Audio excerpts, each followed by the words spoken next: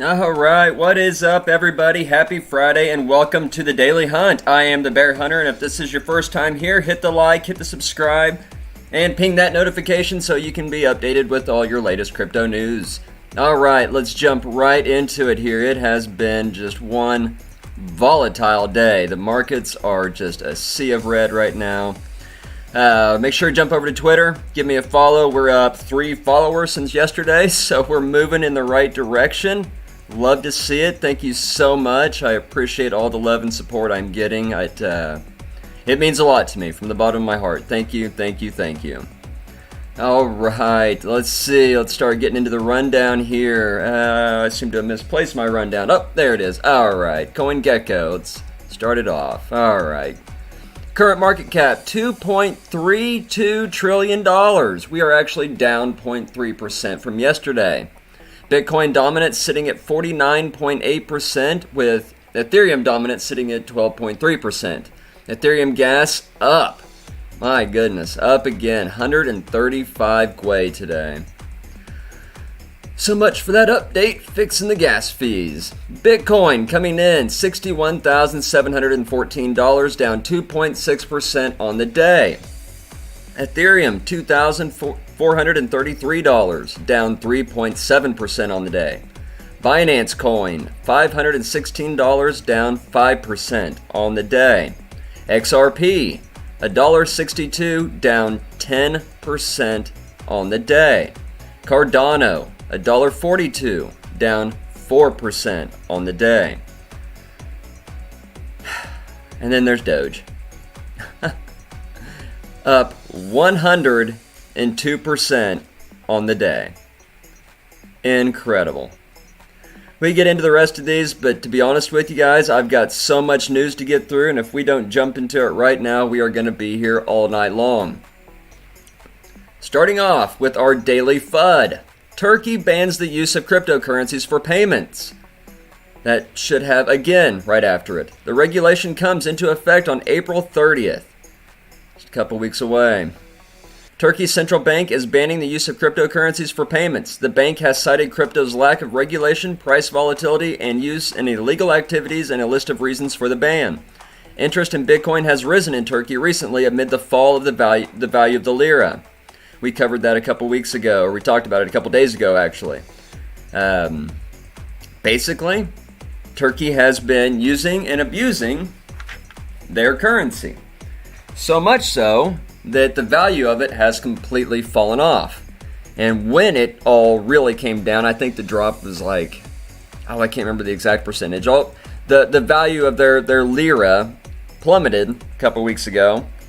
And all the citizens of Turkey took it upon themselves to rush to the nearest Bitcoin exchange they could get to and buy up all the Bitcoin that they could find, as in a frantic attempt to preserve what wealth was being dwindled away by their government.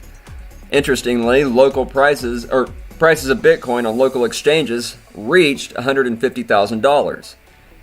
The demand was high. Turkey takes aim at the cryptocurrency space. Turkey banning crypto payments. Using cryptocurrency for payments will be banned from April 30th, the Central Bank of the Republic of Turkey has announced. The bank has introduced the regulation on the disuse of crypto assets in payments to enforce the ban. An article published by the Turkish government's official newspaper says the purpose of the regulation is not to use crypto assets in payments, not to use crypto assets. Wait, what? The purpose of this regulation is not to use crypto assets in payments, not to use crypto assets directly or indirectly in the provision of the payment services and electronic money issuance, and payment in electronic money institutions to platforms that offer trading, custody, transfer, or issuance of services for crypto assets, or its determination of the procedures and principles regarding not mediating the fund transfers from these platforms. So basically, now that the entire country has moved what little wealth they had left into Bitcoin, now Turkey has decided, okay, well now you can't buy anything in our country with your Bitcoin. This is unbelievable. Turkey, I swear, guys, we are just days away from a full uprising in Turkey. I would not be surprised that within the next few weeks Your headline news across the board is going to be a full-blown revolution in Turkey. And you're going to have military going through the streets, and it's going to be ugly. Going to be ugly. What in the hell are they trying to do? I'm sorry, I find this, it's so upsetting, which is why it's at the top of our rundown tonight, that, you know, some days just proud to be an American, I suppose. Or any other native other than Turkey, for crying out loud. Alright, moving along before I need to take a blood pressure pill. Canada approves 2 Ethereum ETFs in one day. The approval comes just over 2 months after Canada approves its first Bitcoin ETF. Beautiful photo. God, that's Canada? I want to go to Canada. Oh, goodness. Purpose Investments and CI Global Assets Management both received approval to launch an exchange-traded fund in Canada that offers exposure to Ether. Purpose is the manager of Purpose Ether ETF, and Ether Capital Corporation will consult. The ETH will be kept in cold storage, with Gemini acting as the sub-custodian and CIBC Mellon Global Securities acting as the fund administrator. CI Global Assets Management will launch CI Galaxy Ethereum ETF on April 20th on the Toronto Exchange, subject to TSX approval, of course. It will charge a 0.4% management fee. CIGAM is the manager of the ETF, and Galaxy Digital Assets Management serves as the sub-advisor. Well, there you go again. America getting left in the dust. Canada has 3 ETFs now, 2 of them for Ethereum. And man, it's a terrible feeling when you see your country being left in the dust technologically by so many other countries, and then your country just buries your head in the sand. Very discouraging. Our elected officials have got to get it together. Next up, Dogecoin spikes by 225% to become the 5th biggest crypto in market cap. Will anyone dare to call it a joke cryptocurrency now? Yes, I will. It is a meme coin all day long. Not that you can't make money on this meme coin. Obviously you can. You can make lots of money. But it's still a joke. The value of Dogecoin has more than doubled over the past 24 hours. Doge is now worth almost 0.42 cents, up more than 5,000% in 2021. 5,000% in a couple months. For those of you who don't know, Doge is the so-called joke cryptocurrency invented as a repository to Bitcoin. It is up more than 225% in the past 24 hours and now has a market value of more than $54 billion, according to data from Nomics. In contrast to Dogecoin, Bitcoin fell by around 4% to $60,712 in that same time period, after Turkey's central bank banned cryptocurrency payments. Yeah, there was a lot of speculation that the Turkey ban was the reason why the entire crypto market plummeted. I think personally it was just money being sucked out by the black hole that was Doge, pulling every little bit of liquidity into it. Doge is now worth 42 cents, up more than 5,000% in 2021, putting Bitcoin seemingly impressive 797% gains in the same time frame in the shade. Yeah, that pretty much puts everybody's gains in the shade. Alright, I have heard enough of Dogecoin. Moving along. Oh, wait, never mind. Unprecedented demand downs Robinhood crypto trading. Again, Robinhood crypto trading goes dark as Dogecoin pumps. Let's see if they've got an excuse in here as to why that happened. Robinhood crypto's trading services went down this morning. The brokerage cited unprecedented trading volumes. That doesn't seem like a good reason to shut your platform down. It's the second outage in the past 12 hours. Cryptocurrency trading services on the brokerage app Robinhood went down this morning thanks to unprecedented trading volumes, the company announced this morning. The outage was first identified on Robinhood's site status page at 10:19 a.m. Eastern. At 10:59, a post from the company's Twitter account said that crypto trading has been restored for most customers. What does the most customers mean? So if you were holding a certain amount of Dogecoin, I would guaranteed that you still weren't able to buy and sell. I bet it was just like what they did with GameStop, where you were only able to buy 1 or 2 shares, maybe. This company. I swear, this company. It's the brokerage's second crypto trading outage in less than 12 hours, which may have something to do with the price of Dogecoin, the meme crypto that's been seeing huge spikes over the past day. Robinhood is just one of a handful of US-based exchanges that allow Dogecoin trading. Coinbase, the most prominent American crypto exchange, doesn't list the token. The price of Dogecoin is now nearly 40 cents, with a global 24-hour trading volume of over 63 billion. That's higher than everything but Bitcoin and Tether, which I think has beat Tether at this point, actually. Look at that chart. It's now the 5th most valuable cryptocurrency. Tesla CEO Elon Musk, who's been known to pump the price of Dogecoin with breathless tweets, gave it a nod again yesterday. Doge barking at the moon. For those that didn't see that tweet, go check it out.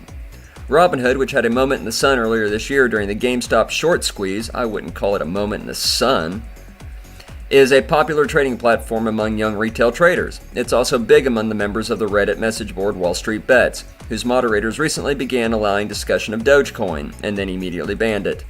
The trading app has a history of experiencing outages at crucial moments. Funny how that happens. Oh, hey, there's the tweet. Where'd we go?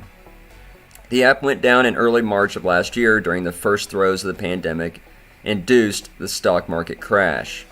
Today, it's just cryptos trading that's been affected by the outage. Robinhood did not immediately respond to requests for comment.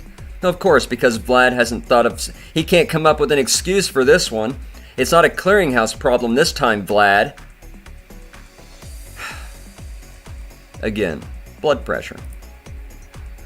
In a story that warms the subcoccygeal region of my heart, filmmaker Kevin Smith partners with Phantasma Chain to create a line of NFTs.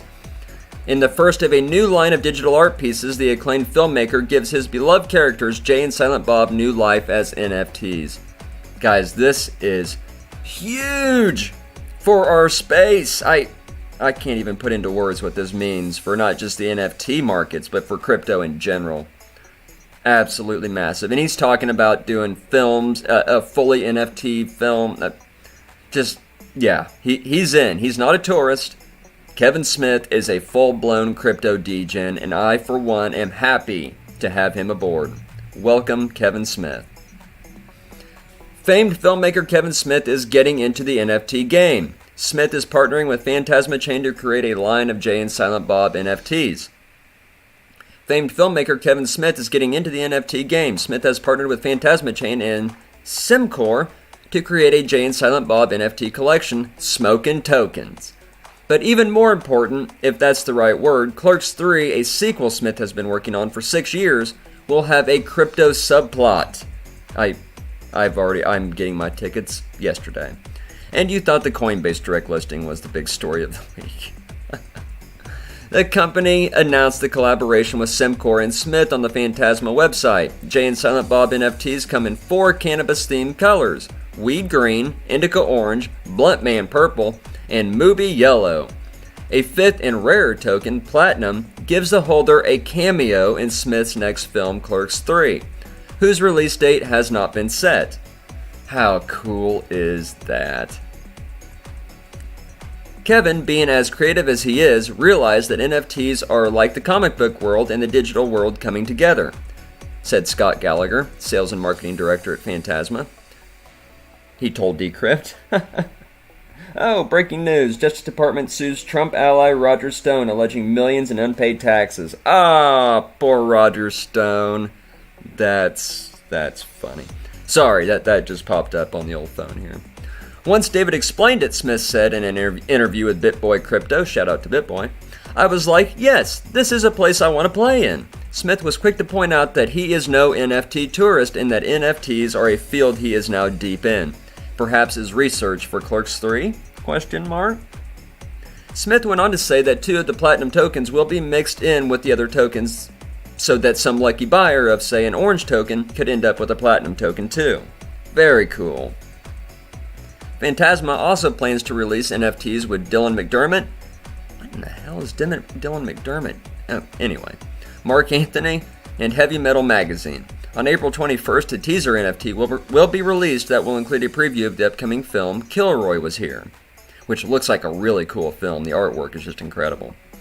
It claims to be the first film in history to be sold exclusively as an NFT, meaning that whoever owns Kilroy NFT will also own the actual Kilroy Was Here media files. How cool is that to be able to own your own movie? Wow. That's something that that's something that could have real value. Tweeted Smith, I believe whoever buys it will sell it to a streamer at the very least. They're buying an NFT that also grants them the ownership of the physical media files for Kilroy Was Here. So, my God, yeah, imagine the kickbacks that you'd be getting from that. If you put just a 10% royalty on that NFT, and the thing circles the globe with people buying it and selling it so that they can watch it. I mean, think about that. That is huge, guys. Absolutely huge. But wait, there's more. Smith also launched a new website dedicated to Jay and Silent Bob Crypto Adventures. The site is intended to onboard other crypto creatives and artists to NFTs. The Jay and Silent Bob Smokin' Tokens NFTs will launch on April 21st. Mark your calendars, 5 days away. So yeah, there's a great story to put a smile on your face. It's mass adoption, guys. Kevin Smith is just the first. He said in his interview with BitBoy that he promises the entire crypto community that there is a line a mile long of other filmmakers from Hollywood behind him looking to get into the space. So strap yourselves in, guys. This is just the beginning. Next up, Cathie Wood back in the news. Cathie Wood's ARK funds bought more... Oh, what is happening? What is happening? Ads. Go away, ads. Cathie Wood's ARK funds bought more Coinbase shares worth over $110 million. Cathie Wood's ARK funds purchased more Coinbase shares on Thursday worth over $110 million. Specifically, ARK Investment Management bought a total of 341,000 Coinbase shares. Holy crap. ARK purchased the shares across 3 funds, ARK Innovation, ARK FinTech, and ARK Next Gen Internet, valued at over $110 million. The latest purchase brings ARK's total Coinbase shareholdings at a worth of over $350 million.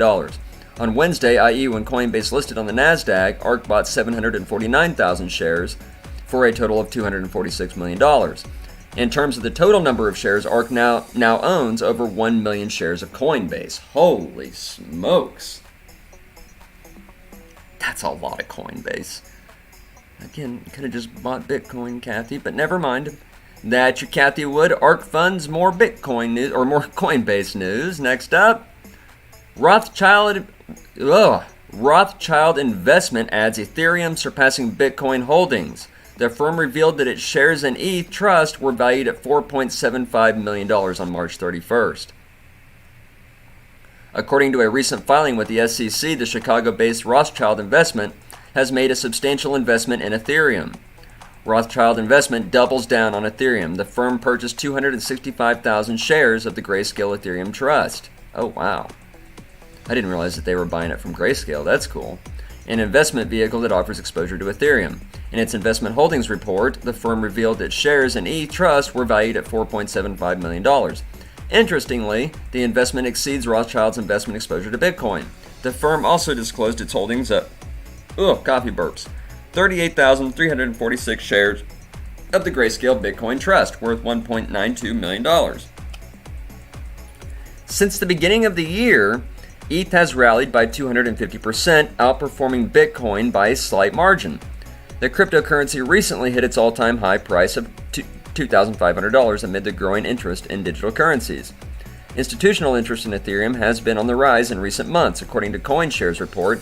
During the first week of February, out of 245 million total inflows into the crypto investment products, 195 million, 80% were focused on Ethereum. Wow. That's a lot of money. So yeah, all right. That's the Rothschild investment news. Moving along. Tech consortium to spend $1.3 billion to build Filecoin mining facility in China. Upon its completion, the facility will be the largest Filecoin distributed storage infrastructure project in China. I wonder if this had anything to do with the massive Filecoin rip we saw last week.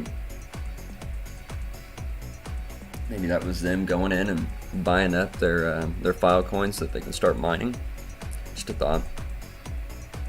A blockchain infrastructure provider headquartered in China is funneling $1.3 billion into funding the world's largest Filecoin mining facility in the country. According to a blog post on Tuesday, distributed storage service provider Union's funding is part of a grand vision of building big data industrial park based on the Jiangxi province of Fuzhou. I'm not even going to pretend to butcher those words. Upon its completion, the facility will be the largest Filecoin distributed storage infrastructure project in China, a major development for a network that only recently pivoted to a mainnet. IPFS Union boasts core members from Microsoft, Alibaba, SAP, Huawei, SNDA, Giant Network, AMD, Inventec, and others. Wow, there's some big names. The union also has large-scale server clusters architecture design experience while having involved itself in cloud storage and internet infrastructure for more than 10 years. So they've got experience, about a decade of it. Sorry about that, guys. The union also focuses on research and development of blockchain technology as it seeks to develop distributed storage applications and ecosystem around Filecoin, according to the Post. We've been active in blockchain since 2016, primarily focused on digital currency investment, but not really participating in development, the Post reads. We were looking for a project with both investment value and mature ecosystem. Meanwhile, Filecoin is aiming to become the leading decentralized storage network by enabling users to buy and sell unused storage on the open market.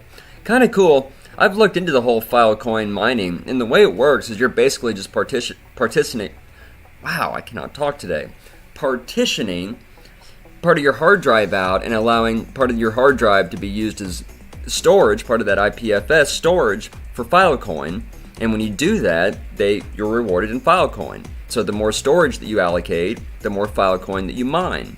Pretty interesting because anyone can do it. You don't need to go out and buy, this $5,000 mining rig or $1,000 NVIDIA, GPU. You can just go out, buy a $20 terabyte hard drive and partition that out to Filecoin, and there you go. Start mining your own Filecoin, which, if I remember correctly, Filecoin's trading at like $20, $30 or something like that. Or no, it's probably more. Here, we'll check. We'll look at it here in a bit. Next up, U.S. policy advisor rebukes Peter Thiel's Bitcoin won't undermine the USD. We had this story yesterday, or maybe it was the day before, where Peter Thiel was out there saying that China was investing into Bitcoin and the crypto space so that it can be used as a weapon against the United States. And we went into a whole tinfoil hat conspiracy theory on that whole thing. But this guy has a rebuttal for him. Let's see what he says. One policymaker says China is unlikely to use Bitcoin as a financial weapon against the U.S. dollar. Why, says David Payne. A member of a congressional group tasked with looking at the national security implications of the U.S. economic relationship with China said Thursday that Bitcoin is no threat to the U.S. dollar despite what Peter Thiel thinks.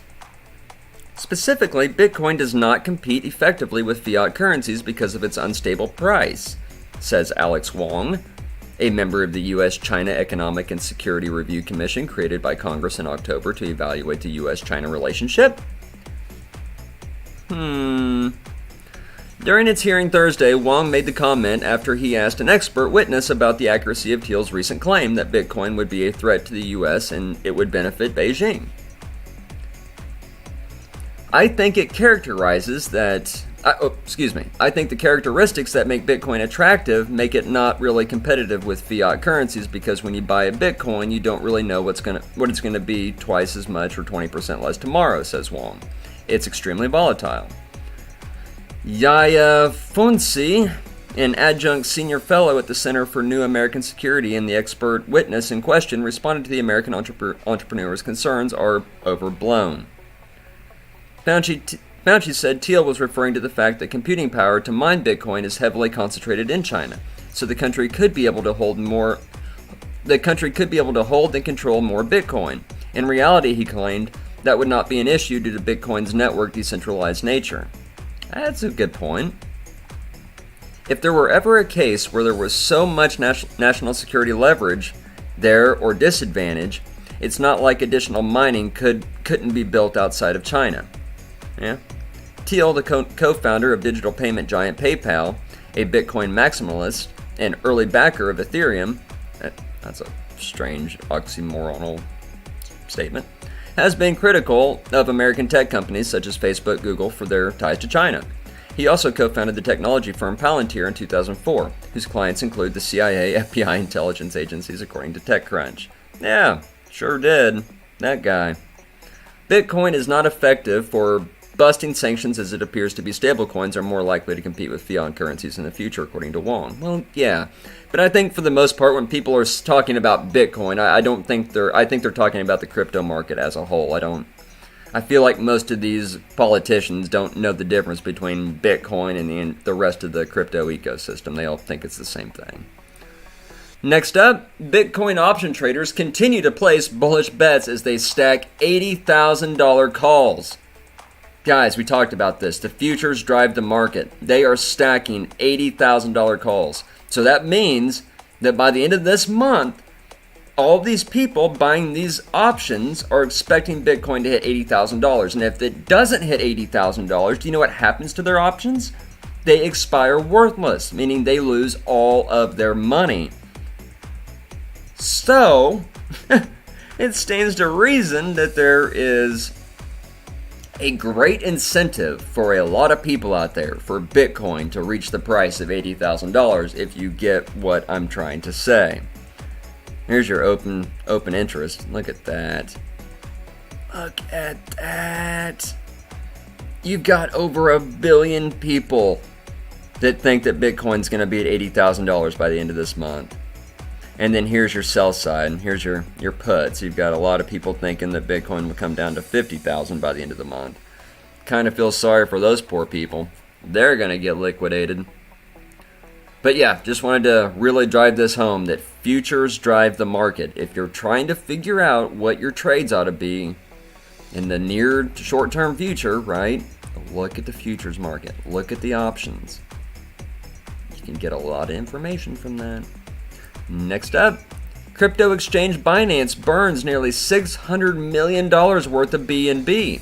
The crypto exchange periodically burns the BNB token, and today was a record. Look at that.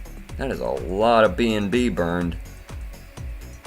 Crypto exchange Binance burned over $594 million worth of its own BNB token today, in a move that marked the largest ever burn that the exchange has done. But it wasn't a case Binance was trying to pump its own coin by decreasing supply or setting the money on fire.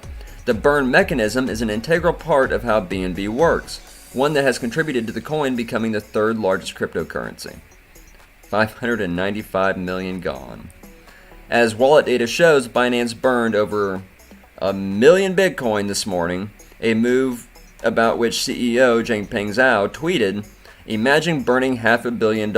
Wait, don't imagine. It's real." And he did. And they did. Pretty awesome.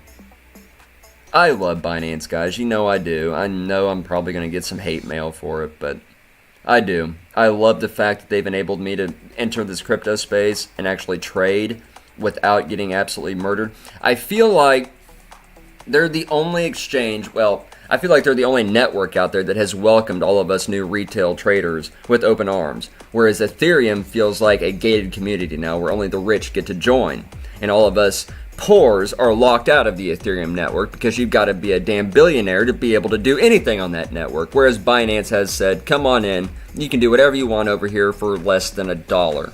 I love it. I cannot say enough about Binance. Decentralized enough, you neckbeards.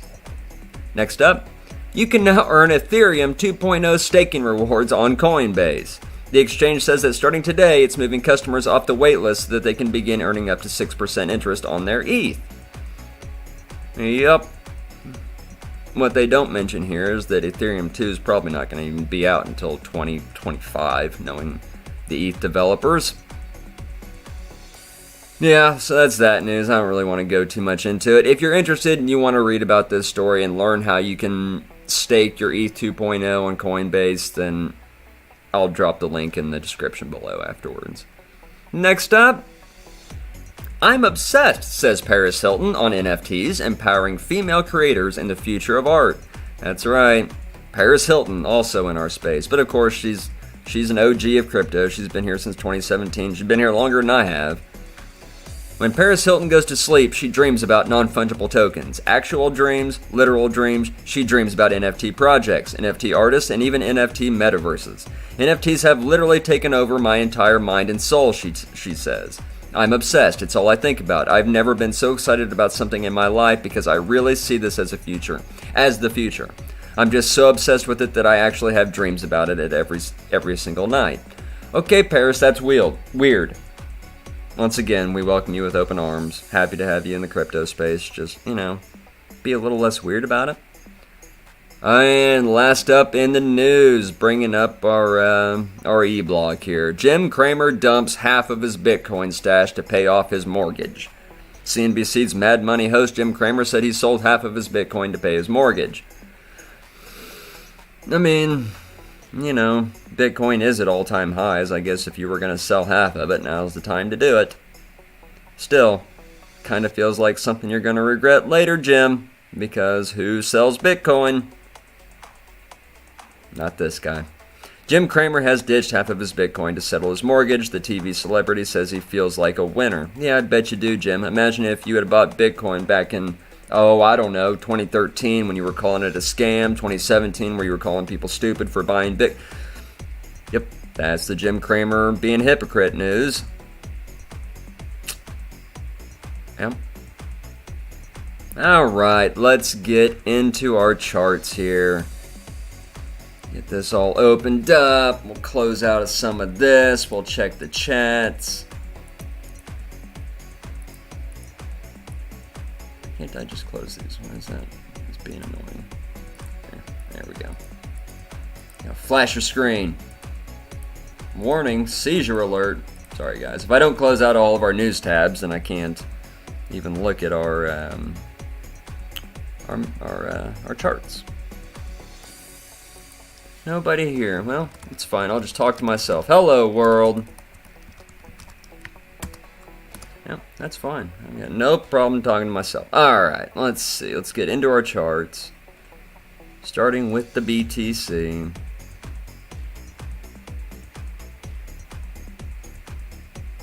Buffering.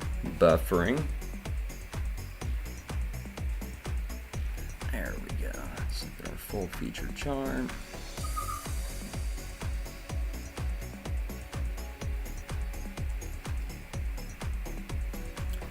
Oh, coffee. So good. The coffee is the life. Alright. Come on, boy. Internet is struggling.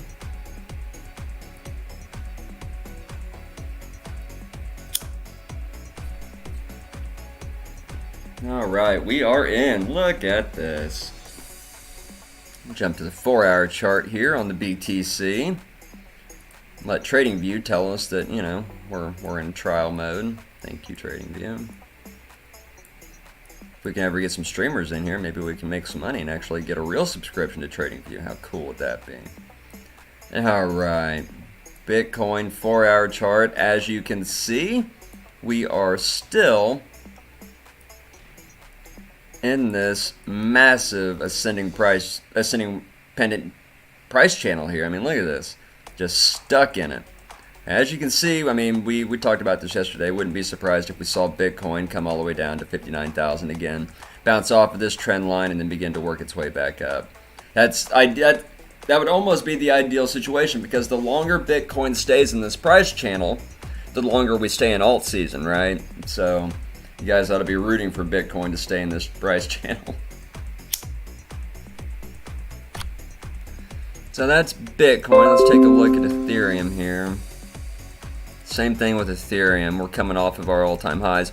But as you can see with ETH, we were in that same kind of price channel that we were in with Bitcoin. And look what we've done. We've broken out of that price channel and we are on the move. ETH is Oscar Mike. But, I mean, as you guys saw today was a red day, which we needed. Honestly, I mean, I've been telling my friends that I needed a red day anyway for about a week straight here because I need to get some sleep. These solid green days where trading never stops were killing me. So yeah, we had a nice little pullback today, but as you can see, there's nothing to worry about. If you saw today's drawdown and you were afraid for some reason, well, you just weren't zooming out enough on the chart, because if you had, you would see we are fine. Next up, we're going to take a look at the HBAR hash graph. I picked up a little bit of this today. I'd already had a small position in it, and we just added to it, because honestly the price hadn't moved from where we got in. We bought our shares at 35 cents, so we're right here in this price channel. And I wouldn't be surprised if we see, I'm just going to keep adding to this, because I wouldn't be surprised if we see Hedera just kind of move down this price channel here for the next couple weeks, probably into June. I mean, honestly, it could sit here and it could consolidate too. Let's really come out here. Yeah, you can see where our trend line goes. It takes us all the way out to July. So I'll be taking small bites. I'm only adding like $100 at a time here of the hash graph. We'll take small bites of it because, as you can see, it looks like we've got plenty of time to accumulate here in this range. But definitely, if you're looking for a good project that has strong fundamentals behind it, is a low market cap. It's only trading at 34 cents. Personal price target right now is $1, right? If we get $1, I'll definitely take some profit, and then we'll probably let the house money ride. Because I definitely believe it's at least a $5 project. So take that for what it's worth. XRP, same thing. We pulled back today. Healthy pullback. And there's nothing wrong with this. You know, when we get these parabolic moves, we've got to have some sort of healthy pullback. We can't just go parabolic nonstop, right? So looking at XRP, what do we got? Let's drop a trend line in here. Now that we're working down. Gonna draw our trend right along these wicks. There we go. We can either adjust this trend line, or we'll leave that trend line, because really what this is kind of turned into our heart line, hasn't it? Kind of that medium line of the overall trend, so we want to keep an eye on that as some sort of support or resistance.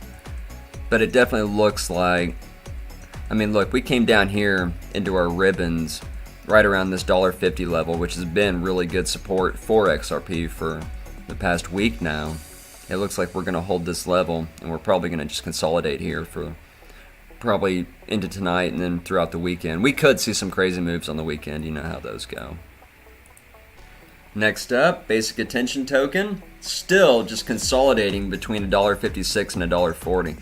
I mean, look at that price channel. And it's also, it appears to be trying to work up this trend that we've drawn in here too. And take a look at that. It is following that trend beautifully. So I wouldn't be surprised as if basic attention token works its way up this little trend line that we've got in here and approaches our ceiling, our resistance here. We could see a violent breakout, something to keep an eye on. BAT's been moving sideways now since April 9th. That is a whole lot of time to gather steam and get ready for the next leg up.